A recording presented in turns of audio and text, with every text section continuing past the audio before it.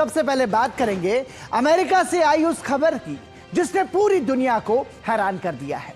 अमेरिकी नौसेना ने परमाणु पनडुब्बियों और ड्रोन का एक सबसे बड़ा ऑर्डर दिया है। साफ है कि समंदर के नीचे सबसे बड़े महायुद्ध की तैयारी शुरू हो चुकी है। इंडो पैसिफिक क्षेत्र में नौसैनिक ताकत को बढ़ाने और समुद्र के भीतर बढ़ते दबदबे से बेधड़क मुकाबला करने के लिए अमेरिकी नौसेना ने रक्षा इतिहास की सबसे बड़ी पनडुब्बी डील पर अब मोहर लगा दी है।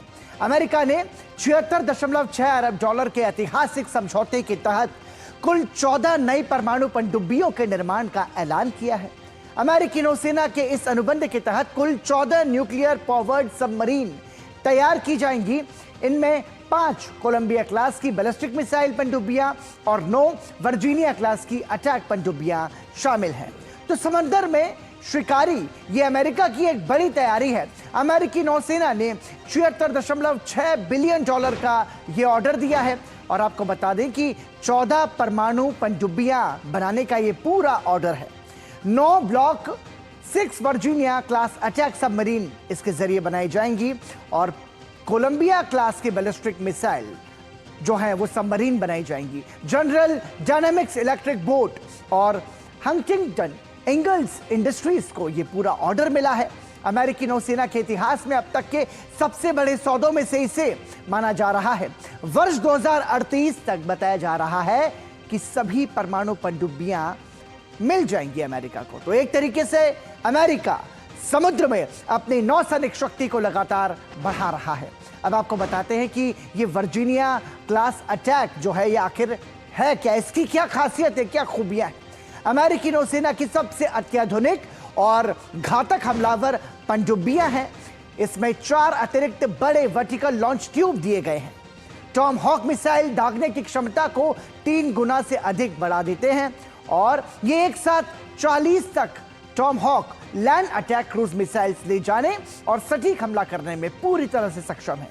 साथ ही हाइपरसोनिक ग्लाइड हथियारों प्रॉम्प्ट ग्लोबल स्ट्राइक को बिना किसी रुकावट के फायर करने के लिए यह डिजाइन किया गया है। सुधार के कारण यह समुद्र के भीतर बेहद शांत और अदृश्य रूप से चलती है। यह पानी के भीतर से ही टोही और हमलावर ड्रोन यूयूवीज को लॉन्च और रिकवर कर सकती है। इसमें अगली पीढ़ी का लैब यानी कि लार्ज अपर्चर बाउ सोनार सिस्टम लगा है जो दूर से ही दुश्मन की पनडुब्बियों का पता लगा सकता है। इसके साथ ही इसमें SNG न्यूक्लियर रिएक्टर का उपयोग होता है जिससे अपने 33 साल के पूरे जीवन काल में कभी भी ईंधन की जरूरत नहीं पड़ती, यानी कि रिफ्यूलिंग की जरूरत नहीं पड़ती। Fly by wire control system, इसमें पारंपरिक मैकेनिकल लीवर के बजाय जॉयस्टिक और computer control fly by wire system है जो उथले पानी यानी कि शैलो वाटर्स में भी शानदार नियंत्रण देता है। ये दुश्मनों के रडार, सोनार और संचार नेटवर्क को जैम करने के लिए आधुनिक इलेक्ट्रॉनिक वॉरफेयर सूट से लैस है। तो मतलब कई सारी इसकी खूबियां हैं वर्जीनिया क्लास सबमरीन की जो इसे और ज्यादा बेहतर और मजबूत बनाती है। अब आपको कोलंबिया क्लास का क्लासिफिकेशन बताते हैं। कोलंबिया क्लास बैलिस्टिक मिसाइल जो है उसकी खूबी की बात करें तो अमेरिकी नौसेना की सबसे आधुनिक परमाणु पनडुब्बियां हैं और इसके अलावा ट्राइडेंट 2 D5 मिसाइल से ये लैस है। कोलंबिया क्लास सबमरीन में 16 मिसाइल ट्यूब MIRV से लैस ट्राइडेंट मिसाइल्स दागी जा सकती हैं। इसे रिकॉर्ड 42 वर्षों के सेवाकाल के लिए डिजाइन किया गया है। इसे सोनार से पकड़ना लगभग नामुमकिन है। 560 फीट लंबाई और 20,815 टन विस्थापन सबसे बड़ी बैलिस्टिक सबमरीन है। इसमें बिना हिलाने जुलने वाले पुर्जों वाला विशालकाय सोनार एरे लगा है। MK-48 ADCAP टॉर्पीडो और आधुनिक काउंटर मेजर सिस्टम इसमें मौजूद है। अमेरिकी न्यूक्लियर ट्रायड की यह रीढ़ कही जाती है और सेकेंड में स्ट्राइक की क्षमता इसकी है। तो यह भी अपने आप में पूरी तरीके से आधुनिक जो है वो हथियार है। और आपको बताते हैं कि सवाल यहां पर यह है कि अमेरिका परमाणु पनडुब्बियों के साथ ड्रोन को इतनी बड़ी संख्या में आखिर क्यों खरीद रहा है। वो आपको बताते हैं। कुछ दिनों पहले अमेरिकी सेना ने इतिहास में पहली बार समुद्री ड्रोन वन वे अटैक सी ड्रोन्स का इस्तेमाल बंदर अब्बास नौसैनिक अड्डे पर हमला करने के लिए किया। जिससे वहां मौजूद पनडुब्बी और जहाजों की मरम्मत सुविधा को भारी नुकसान पहुंचा। इस हमले में ईरानी नौसेना की एक पनडुब्बी और युद्ध पोतों की मरम्मत करने वाले इंफ्रास्ट्रक्चर को सीधे निशाना बनाकर नष्ट कर दिया गया, जिसके बाद साफ हो गया कि अब हवा और जमीन के बाद समुद्र में भी ड्रोन जल ही युद्ध की तस्वीर बदल देंगे। यानी कि ड्रोन जो हैं वो एक तरीके से समुद्र में लड़ने वाले जो युद्ध हैं उसको बदलने वाले हैं। वैश्विक महासागरों और इंडो पैसिफिक यानी कि हिंद प्रशांत क्षेत्र में अपनी बादशाहत कायम करने के लिए अमेरिका और चीन के बीच अघोषित युद्ध छिड़ चुका है। और आपको बता दें कि यह रणनीतिक मुकाबला समुद्र की सतह पर नहीं बल्कि उसकी गहराइयों में परमाणु पनडुब्बियों के जरिए लड़ा जा रहा है। अमेरिका और चीन की नौसैनिक ताकत, अंडरसी वॉरफेयर के बीच तकनीक, स्टील्थ और हथियारों का यह संतुलन कितना निर्णायक है, आइए समझते हैं। आपको बता दें कि अमेरिकी नौसेना का ये जो पूरा बेड़ा है, ये लगभग 67 पनडुब्बियां इसमें शामिल हैं। 100% परमाणु संचालित यानी कि न्यूक्लियर पावर्ड है। वहीं चीन के पास 12 से 15 परमाणु पनडुब्बियां हैं। हालांकि तटीय इलाकों के लिए उसके पास डीजल इलेक्ट्रिक सबमरीन का भी एक बड़ा बेड़ा मौजूद है।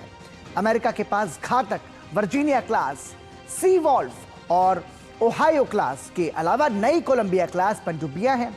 इसमें यदि इसके जवाब में चीन की हम तुलना करें तो इसके जवाब में चीन के पास type O93 Shang class, type O94 Jin class और नई पीढ़ी की टाइप O95 और O96 सबमरीन तैयार कर रहा है। अमेरिका इलेक्ट्रिक ड्राइव प्रोपल्शन और एडवांस कोटिंग के कारण साइलेंट सबमरीन तकनीक में सबसे आगे है। चीन की शुरुआती पनडुब्बियां शोर करती थी, लेकिन उसके नए मॉडल्स में स्टील तकनीक में तेजी से सुधार हुआ है। और अमेरिका की ट्राइडेंट 2 D5 मिसाइल्स 12,000 किलोमीटर से अधिक की दूरी पर बेहद सटीक हमला कर सकती है।